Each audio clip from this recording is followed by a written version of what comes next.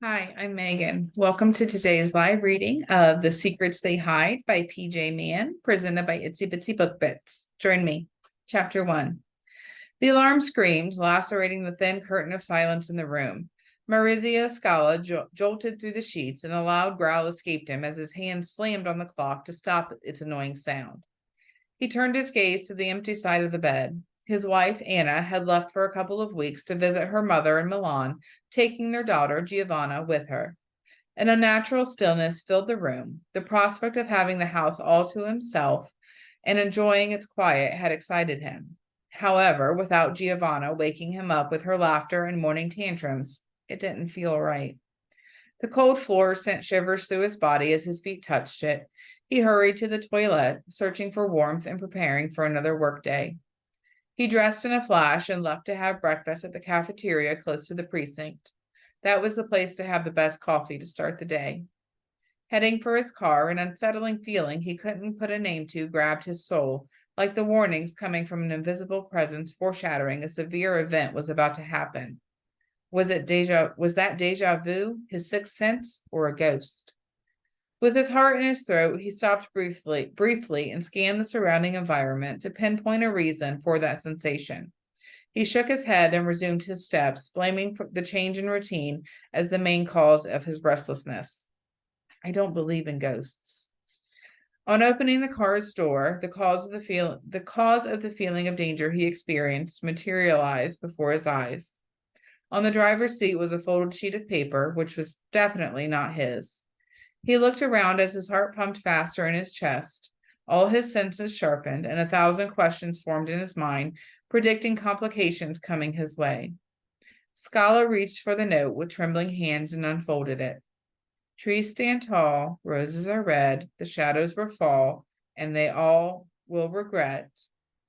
Never in his lifetime had he received such a direct message. None of the criminals he had investigated in the past had ever intruded on his property. What the fuck? He growled. Clenching his teeth, he placed the paper on the passenger seat and pushed his foot on the gas pedal to reach the forensic department as soon as possible. Someone watched too many crime dramas, and now he believed himself to be one of those elusive serial killers, Scala said to himself as he entered the Tributine Road. The heaviest traffic jam hadn't yet formed, but the long queue of cars slowed down his journey. He cursed all the way until he reached the exit. Excuse me.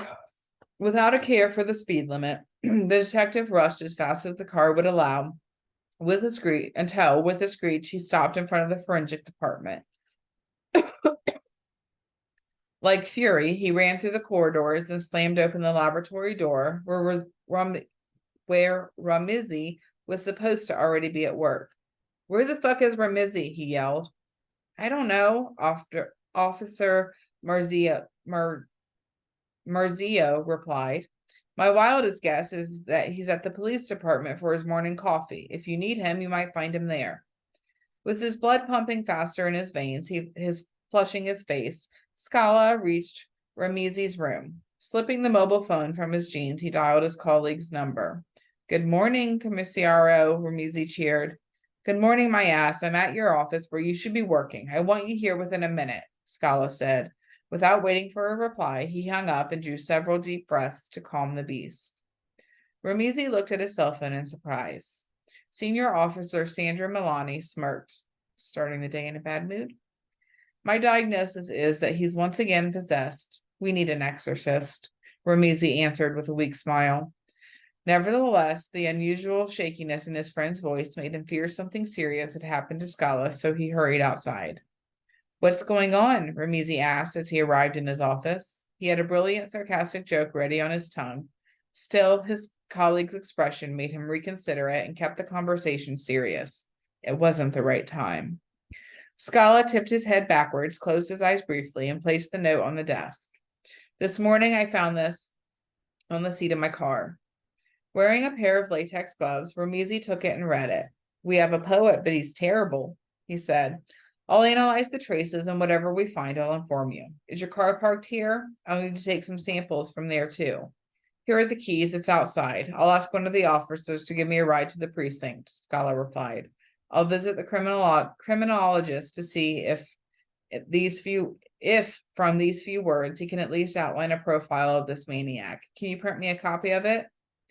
Of course, but don't worry, I'll forward a copy to Limi, proposed Ramizi. Thank you, I appreciate that. Now, the priority is to find out if the author of the message is someone close to you, or if he did some deep research into where you live, Ramizi considered. The ease with which he disabled and enabled the central locking system of your car means this person knew what he was doing.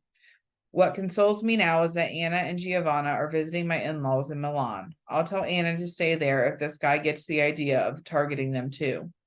Ramizi started to work on the note immediately. Without waiting for a reply, Scala left the room in pursuit of the precinct, trying to recall every detail of the last few days. Once back in his office, he checked for any local cold cases where the guilty had the same modus operandi. A possible psychopath came back into action.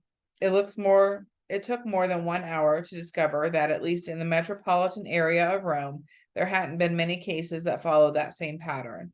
Most of them ended with putting the culprits in prison. Others were so old that the killers were supposedly dead. This is someone new. I'll need to search for more information in the National Archive. A disconsolate whimper broke the silence into Scala's office. Scala looked toward the corridor. Ramizi walked into the common room, and the detective hurried to follow him. Had his colleague joined him to communicate the first preliminary results? Any news about the message? He asked. You handed me that note only 2 hours ago, and we've sent your car to collect samples. We're good, but not God. It takes some time, Ramizi explained as he reached the vending machine. You'll have the results by tomorrow morning at the earliest, and the day after tomorrow at the latest.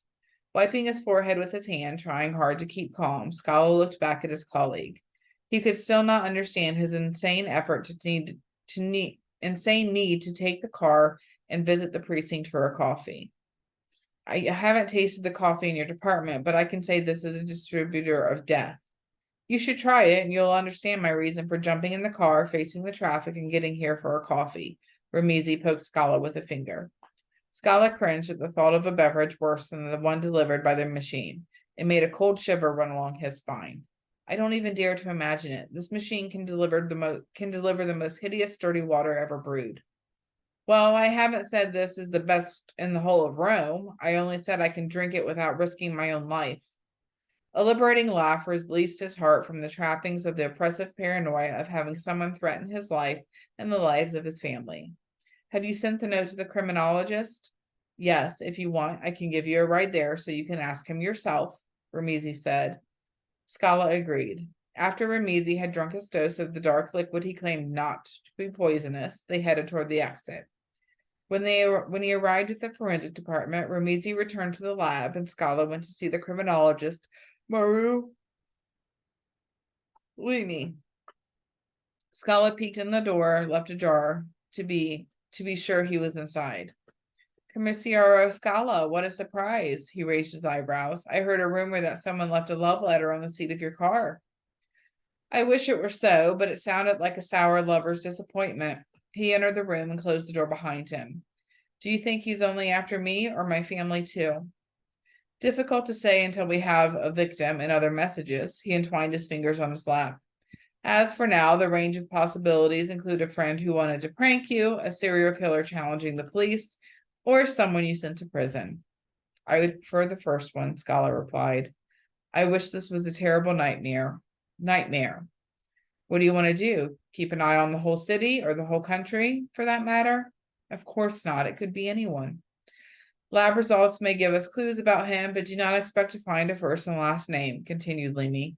The guy used a stencil to write the message, and you know it. We can't outline his profile by examining his handwriting. Is there anything else you can tell me?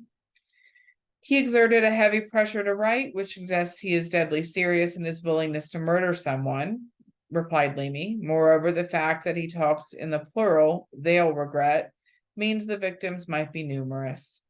I know, but this means I cannot protect the citizens as I swore, Scala considered.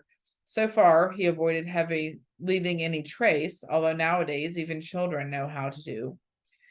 This is going to be another case for our brilliant Detective Scala, a chuckle escaped Morrow.